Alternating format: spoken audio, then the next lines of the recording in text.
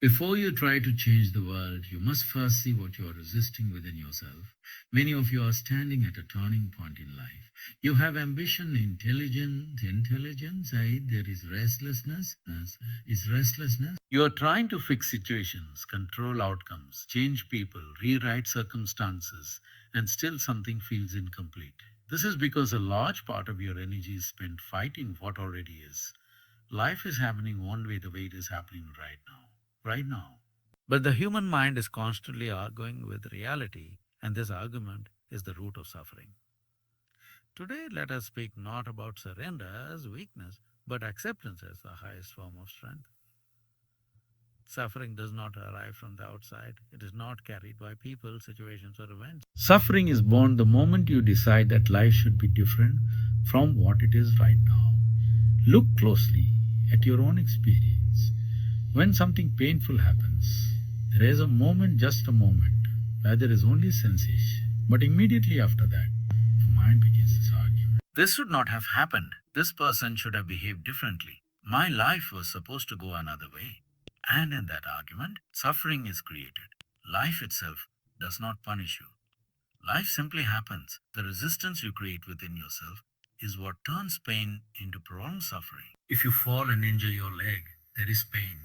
Natural, unavoidable. But if you sit there saying, why me? Why today? Why did this happen? You have added a psychological burden on top of physical pain. And the injury may heal in days or weeks, but the suffering can last for years if the resistance continues. And every time you replay it, every time you fight it, you reopen the wound. Understand this clearly. Suffering is not what happened to you. Suffering is your unwillingness to let life be the way it has already become. Rainfall, it does not ask whether you are prepared, it asks whether you are prepared. One person curses the rain because it disrupts their plans. Another feels joy because the earth linked to rain did not change. Only the inner posture changed. When you resist reality, you are not resisting a situation. You are resisting a situation. You are resisting a system that will negotiate. It does not explain itself. It does not bend to your preferences. It simply moves forward. The tragedy is not that life is unpredictable. The tragedy is that unpredictability from something that is inherently alive. Most human beings exhaust themselves fighting battles that were never meant to be fought. They argue with the past which cannot be changed. They argue with other people's nature which they cannot control. They argue with time, aging, uncertainty, and impermanence. And slowly, without realizing it, their entire life becomes a protest.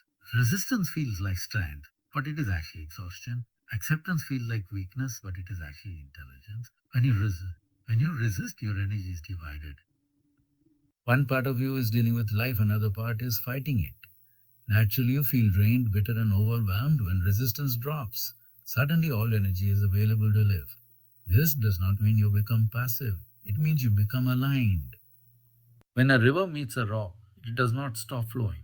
It does not argue with the rock.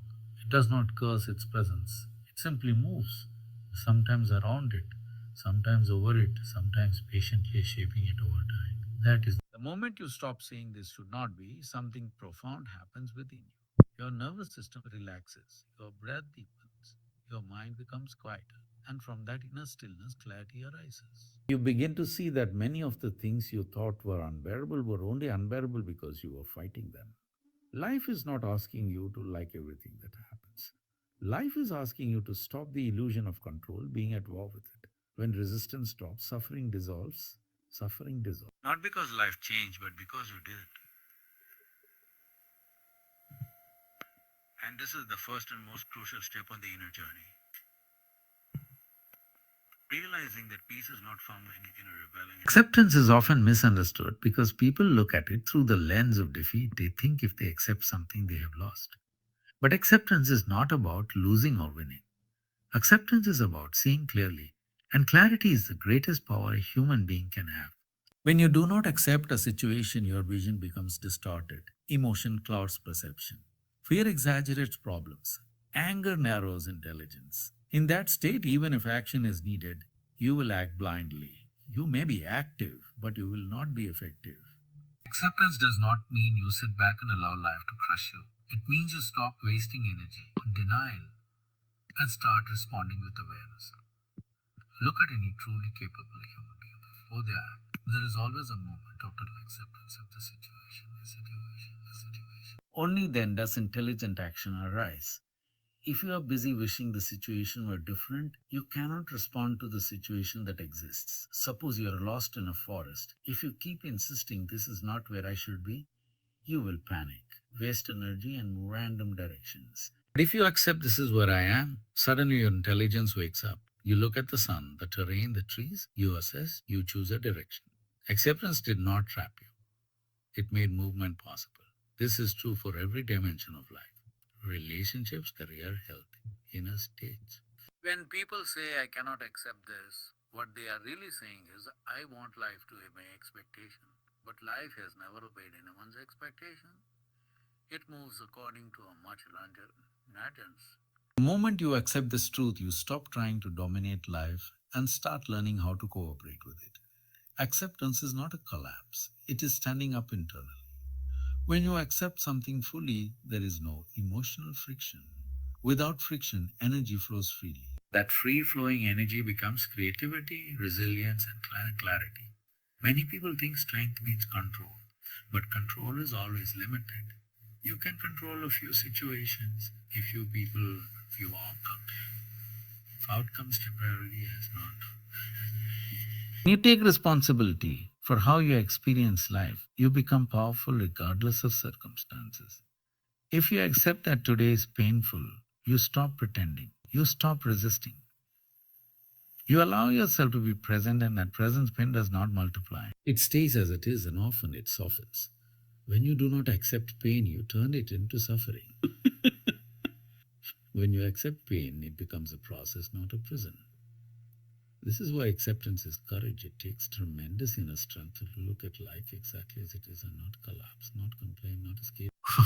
Escaping is easy. Numbing yourself is easy. Blaming is easy. Acceptance demands awareness, and awareness demands inner stability. Once acceptance happens, action becomes clean. There's no desperation in it. No panic, no anger. You do what is needed, not what your emotions demand, what your emotions demand. The surgeon does not panic when they see blood.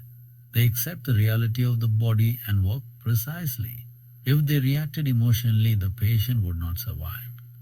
Life requires the same maturity from you. If you want to transform your life, do not begin by trying to change everything. Begin by accepting everything exactly as it is right now, not tomorrow, not after improvement. Now, this acceptance does not make you stagnant. It makes you grounded, and only someone who is grounded can rise. The moment you stop fighting reality, life stops feeling like a burden. It becomes a process you can participate in consciously. Accept does not remove challenges, it removes unnecessary suffering. And when you stand in acceptance, you will notice something remarkable.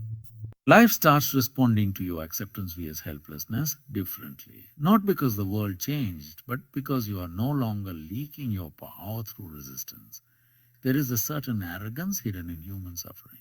It is the assumption that life should make sense to us, that existence must explain itself according to our limited understanding. When something happens that we cannot immediately comprehend, we label it unfair, meaningless, or cruel. But this reaction comes not from intelligence. It comes from forgetting the vastness of what we are part of. Life is not happening to you alone. It is happening as a complex web of forces far beyond personal preference. The same intelligence that keeps the planets in orbit, that makes a seed break open and become a tree, is also shaping the events of your life. To assume that this intelligence suddenly becomes incompetent when it touches you is a misunderstanding of scale. Your mind works with fragments, a few memories, some experiences, some expectations. Life operates with totality. Naturally, there will be moments when what happens does not align with what you think should happen. This does not mean life has gone wrong. It only means your view is partial. Many things that once felt like disasters when seen years later reveal themselves as turning points. Relationships that ended painfully made space for growth. Failures that shattered confidence redirected life towards something deeper. Losses that broke you also softened you. But in the moment, none of this is. The problem is that you demand certainty from something that is inherently intelligent and alive. Life is not a machine that follows linear logic. It is an organic process, always evolving, always expanding. When you trust only what you understand your life. When you trust, life itself loosens its grip. Trust does not mean blind belief. It means acknowledging that there is a dimension of intelligence far greater than your personal calculations. Just as a child does not understand the parent's decisions but is still held safely, but you are held within a larger design whether you recognize it or not. When something does not go your way, instead of asking why is life doing this to me, ask what is life asking of me right now. This small shift changes everything. One question breeds helplessness, the other invites growth. People who constantly fight life believe they are protecting themselves. In reality, they are isolating themselves from the very force that sustains. They live as if existence is an enemy to be conquered rather than a process to be understood. When you stop demanding explanations from life, something profound happens. The inner noise reduces, the compulsive need to know, to control, to predict begins to dissolve. In that space, intuition awakens. We begin to sense when to act and when to wait, when to hold on, and when to let go of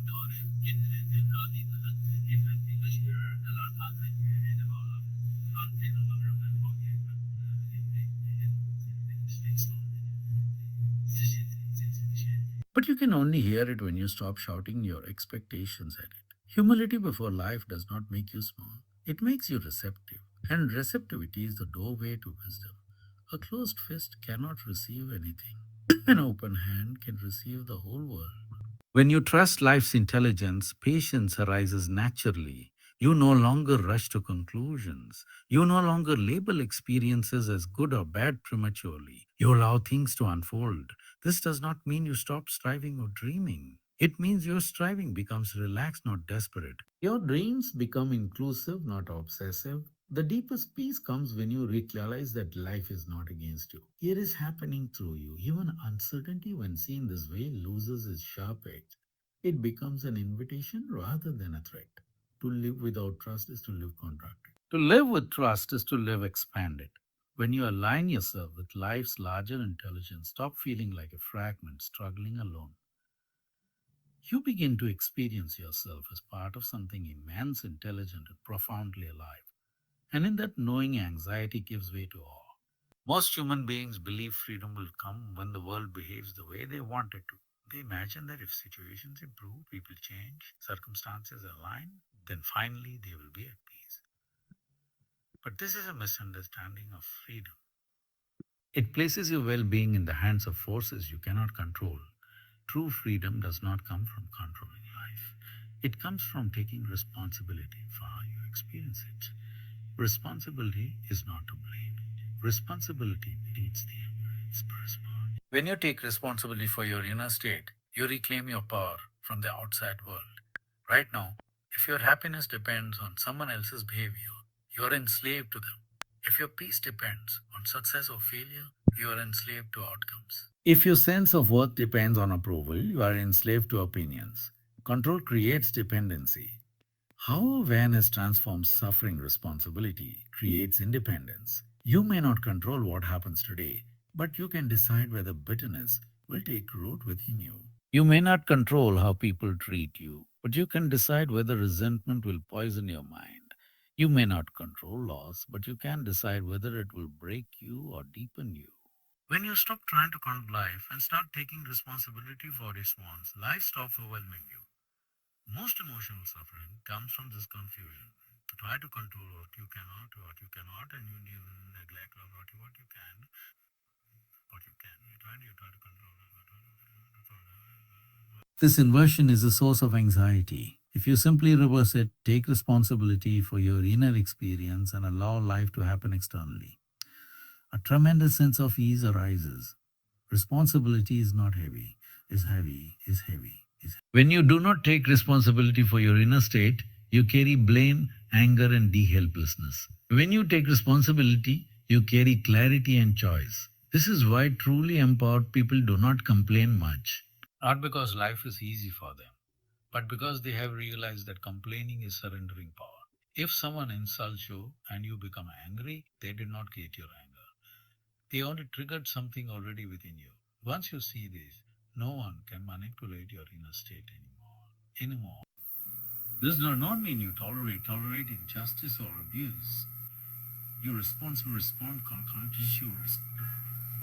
You react with untitled.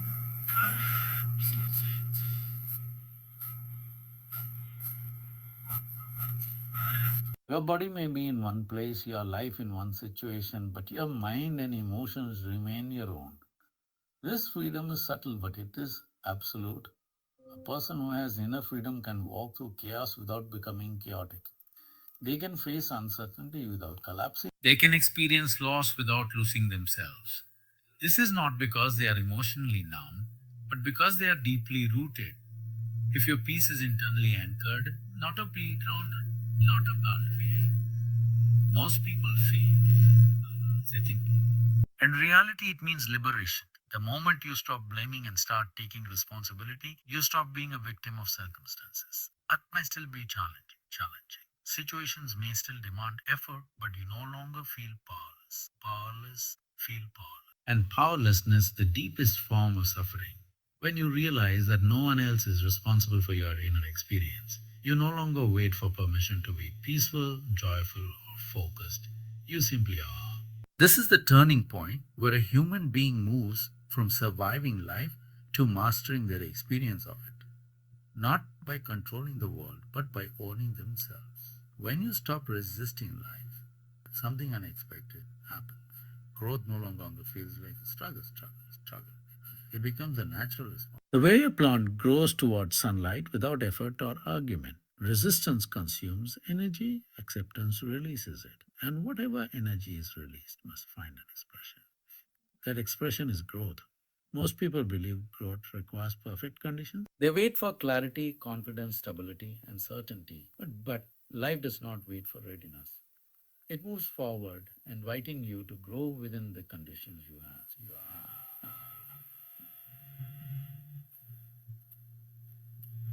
Does not sense. Wind does not destroy the tree, it strengthens it. Pressure does not kill the seed, it breaks it open. When you fight reality, challenges feel like attacks. When you embrace reality, challenges become teachers. The difference is not in the situation, but in your relationship with it. Resistance makes every obstacle heavier. Acceptance makes every obstacle walkable. If you observe carefully, you will see that the moments that shaped you most were not the comfortable ones. They were the moments that demanded adaptation, resilience, and inner rearrangement. Growth is not created by ease, it is created by engagement. When you accept what is, you stop asking, why is this happening to me? And start asking, what is this asking? What is this? Do you want to participate? It requires you to stay present with everything. When you accept pain, disappointment, or uncertainty, you allow it to do its work and leave. When you resist, you trap it inside yourself. Wait first and multiply separate. Is not. Rigid structures break under pressure. Flexible structures adapt and survive. The same is true for human beings. Those who refuse to bend eventually break emotionally, mentally, or physically. Those who learn to bend discover resilience they never knew they had. He. Acceptance teaches you how to bend without losing integrity. When you are willing to experience life fully without influence, through constant function, you through constant functioning, you develop strength, belief, growth that comes through acceptance is not loud, it is subtle, steady, and deeply rooted. You are less reactive, less resentful, more spacious. This is not reality. Your mind sub reality. Reality of your mind subs reality. That energy becomes available for learning, creativity, and conscious action. You begin to notice patterns. You understand yourself better. You recognize where change is needed and where patience is required. Growth is not about becoming someone else. It is about becoming more fully who you already are. Acceptance removes the inner friction that prevents this unfolding. This does not mean life becomes smooth. It means you become capable. Challenges still arise, but they no longer define you. They refine you. The measure of growth is not how much you control life, but how gracefully you move with it. When you embrace reality, life stops feeling like something you must endure.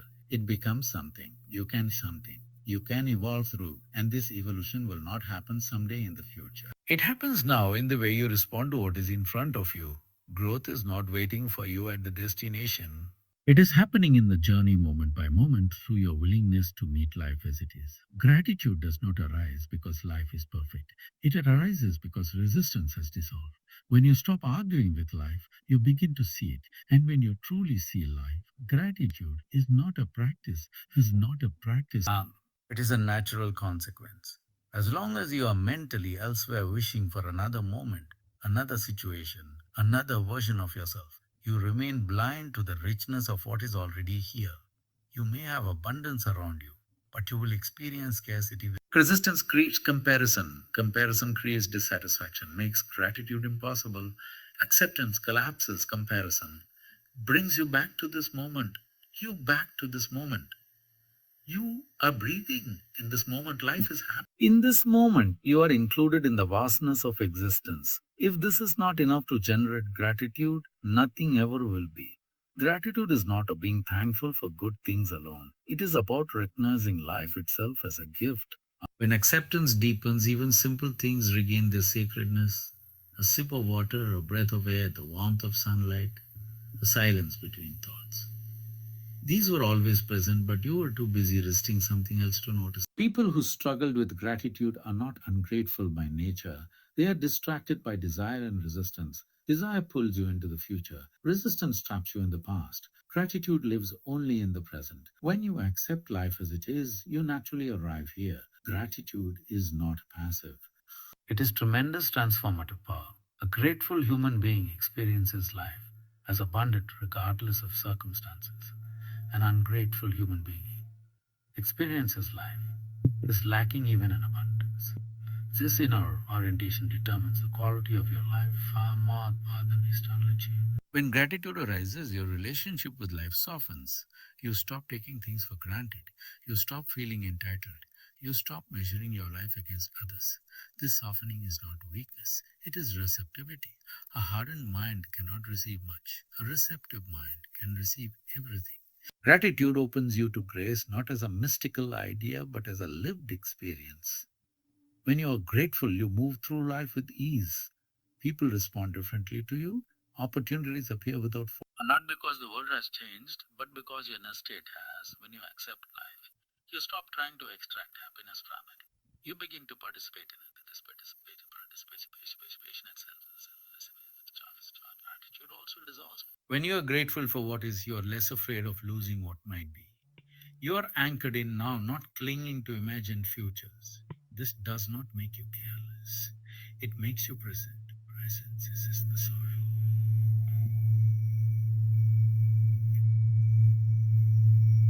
With acceptance, gratitude is inevitable. You do not have to remind yourself to be grateful. You simply are. Life does not need to be extraordinary to feel precious. It only needs to be fully experienced.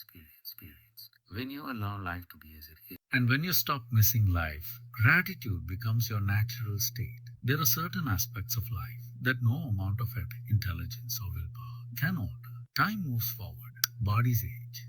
Everything that is born will dissolve. Change is constant. Uncertainty is unavoidable. Death is absolute. These truths are not mistakes in the inner freedom and peace design of life. They are the very design most human. Suffering deepens because you try to escape these realities. You cling to what must change. You fear what cannot be avoided. You resist what is inevitable. And in doing so, you create a constant undercurrent of anxiety beneath everything you do. But when you stop resisting these fundamental truths, something extraordinary happens. You begin to touch a dimension within you that is not subject to them. When you accept impermanence, you stop clinging. When you accept uncertainty, you stop panicking. You stop panicking. When you accept mortality, you start living. These unchangeable aspects of life are not here to frighten you. They are here to wake you up. If everything were permanent, there would be no urgency to live consciously. If time were endless, you would postpone life indefinitely. If there were no death, life would lose its intensity. It is precisely I. Life is fleeting, that is, life is fleeting. When you truly embrace impermanence, each moment gains depth, each interaction gains sincerity, each breath becomes significant. Resistance makes you numb, acceptance makes you alive. When you cling, you live in fear of loss. When you embrace, you live in appreciation. There's a profound stillness that arises when you stop trying to hold life in place. A stillness not born of withdrawal, but of understanding. In that stillness, you discover something within yourself that is untouched by change. It's not change. Thoughts come and go, emotions rise and fall. The body evolves and decays, but there is an awareness that remains constant, silent, spacious, and unbroken. This awareness is not created by belief, it is revealed by acceptance. As long as you identify only with what changes, life feels fragile. When you rest in what does not change, life feels anchored. This is not philosophy. This is an experiential truth available to anyone willing to look inward without fear. When you stop trying to secure permanence in an impermanent world, you discover freedom.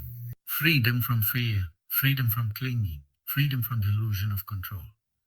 You begin to live lightly, lovingly, unconsciously. Death no longer feels like a threat. It becomes a reminder to be present, a reminder to be kind, a reminder to live fully. Uncertainty no longer feels like danger. It becomes a possibility. Change no longer feels like loss. It becomes a movement. By embracing what you cannot change, you stop wasting life trying to protect yourself from and this participation reveals the eternal not as something far away, but as something quietly alive within you.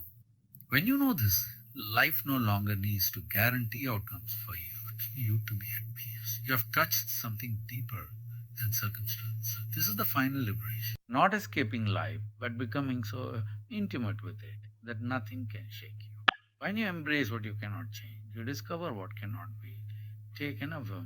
This knowing you live not in fear, not in resistance, but in profound harmony with existence. When you stop demanding that life obey your ideas and instead offer yourself to life as you are, something sacred unfolds. Faith is not about believing that everything will happen the way you want. Faith is the courage to stand open even when you do not know what comes next. When you trust life enough to meet it without resistance, you no longer wait for perfect conditions to live fully. You act with clarity. You love without fear. You move forward without bitterness. Do not ask life to be easy. Ask yourself to be conscious. If you take responsibility for everything that happens within you, life will no longer feel like a struggle. It will feel like a partnership. Remember this always, you are not here to control existence. You are here not here to control its experience. You must experience everything. And when your inner state is rooted in trust, acceptance, and devotion to life itself, even uncertainty becomes a blessing. Even hardship becomes grace, and every step you take becomes a prayer. Live like this, not resisting life, not escaping it, but embracing it fully. Because the moment you walk in faith, where life walks with power,